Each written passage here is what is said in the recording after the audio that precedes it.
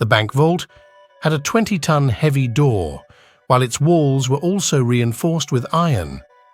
The makers were so sure of it that they didn't even install a security alarm in the bank vault, because it was referred to as an unbreakable vault.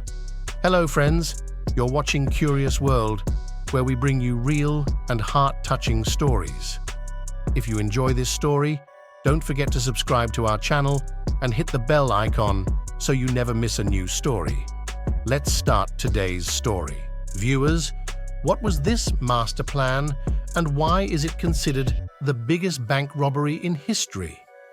Before we discuss that, let's go straight to the day of July 19th, 1976. The sun had risen on Monday and staff members had started arriving at Société Générale Bank in the city of Nice, France. This bank was considered to be the most secured bank in the world and having the strongest vault till today. What happened was that according to the routine, the bank staff went to open the vault. It was a very heavy door with an extremely complicated lock. They entered the lock combination, but the door did not open. It's important to know that this door had faced issues several times before as well. Because it weighed about 20 tons, it often got stuck. The bank staff felt that it is still stuck as usual, so they contacted the vault manufacturing company. After half an hour, the company's experts came to the bank and started attempting to open the door. But the surprising thing was that even the experts from the company couldn't open the door this time. They made several attempts, but this door was not ready to open in any case. The matter was getting serious now because customers were waiting in line, and this was now a question of the bank's reputation. After 3 hours of trying, they finally decided to drill a hole in the vault's wall to see what was causing the door to remain stuck. There were no signs of forced entry on the vault door, and no marks were found on any of its four walls either. When they peered inside, after drilling a hole using a drill machine, they discovered that someone had welded the vault door shut from the inside. This scene was hard to believe, as there was only one way into the vault. There was no source of light inside, and there were no windows, meaning it was impossible to enter the vault from within. Now seeing this, everyone had realized that there must be something abnormal here. They arranged machinery and decided to break through the vault's wall to gain entry. This task was quite time-consuming because the walls were thicker than regular walls, and there was also iron reinforcement between them. Well, after many hours of hard work, a hole was made so that a human could enter through it. And when they looked inside, the sight was unbelievable. The bank vault had been looted. Some lockers were broken, while others were left open. And the most interesting thing, these famous words were written with spray paint on the vault's wall. The English translation of those words is "without arms, without hate, and without violence." Just as the bank staff was regaining their composure, they discovered a tunnel had been dug beneath the vault floor. Now the duty was that of the police, which had reached by that time. The robbers had broken into 400 out of the 4,000 safe deposit boxes inside the vault, taking valuable items including money and gold blocks before making their escape.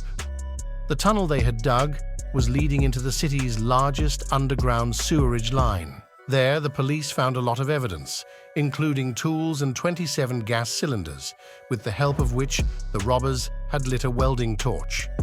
Not only that, ventilation equipment for fresh air in sewerage line and electrical cable about 1 kilometer long were also found. This heist was worth more than $20 million.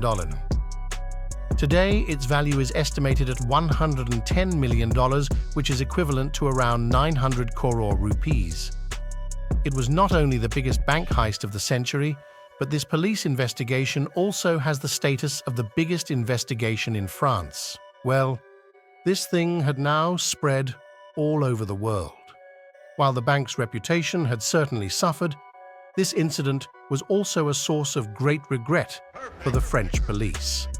For the next several months, the police pressed hard, apprehended individuals in the vicinity, interrogated bank staff, but no trace of robbers could be found from anywhere. Then, after 3 months, in October 1976, the police received a significant lead.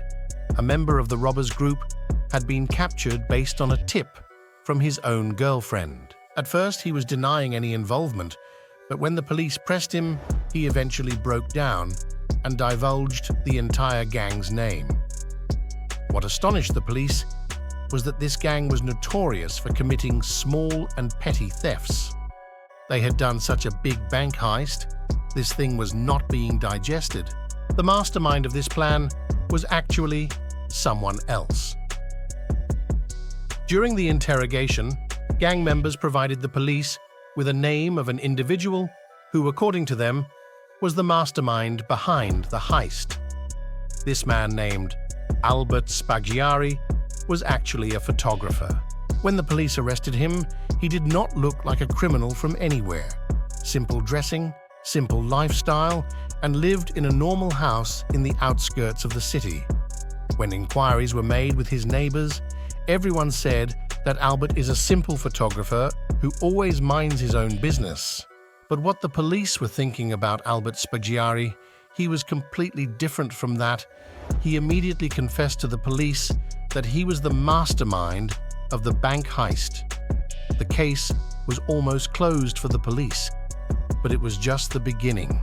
According to Albert, he had previously taken a locker in the same bank, and on the pretext of going to the vault, he used to capture photos of all the things. He first kept an alarm clock in his own locker, setting the alarm for nighttime. When the alarm went off and no one was alerted, and neither did any security alarm sound. So, he had confirmed that there was no security system installed in the vault. Then he went to the city government office in the guise of an engineer and took out a map of the city. He estimated where is the sewerage line on this map and how far is it from the bank. Then he calculated that after digging a 26-foot tunnel from the nearest sewerage line, he can go straight to the bank vault. Now, this job required a lot of work, so Albert contacted a gangster in the city and told him the whole plan. That gangster assigned his henchmen to work on this task. It took about 2 months to dig the tunnel as the work was being done without machinery. And it was very important to do this work only at night when there is no one in the bank. During this time, Albert made every effort to ensure that no noise would reach anyone up to the road above the sewerage line. Then, on 18th of July, the night between Saturday and Sunday, they finally entered the vault. For the next 27 hours, they calmly carried out the heist, during which they even had lunch and dinner there, and they wrote down those famous words as they were leaving. The police presented Albert in court, where he also admitted his guilt in front of the judge. During the interrogation, he had written the evidence of his plan and the details of the looted money in a code word on a paper. He said that he will give this evidence only to the judge, and only the judge will be able to read this code word. For this task, the judge summoned Albert to his chamber. Albert handed over the paper to the judge, which contained a map of the city. Just as the judge was beginning to comprehend the map, Albert immediately jumped out of the room through the window. The room was on the first floor, and there was a car parked below it. Albert fell onto the roof of the car and immediately stood up and escaped by sitting on a bike that was already waiting for him. Despite the police's relentless efforts, they couldn't catch him. After several years, his interview was broadcast on a TV show in Italy, in which he mentioned that I had a keen interest in treasures from the age of 12. And I fulfilled this passion through this heist. It seemed like he was teasing the French police through this interview. After that, where did Albert go? This mystery has not been solved till today. Albert Spaggiari died in 1989. His mother said that Albert's body was left outside her house. I hope you will like and share this video. Thank you so much for watching. Please subscribe. See you in next awesome.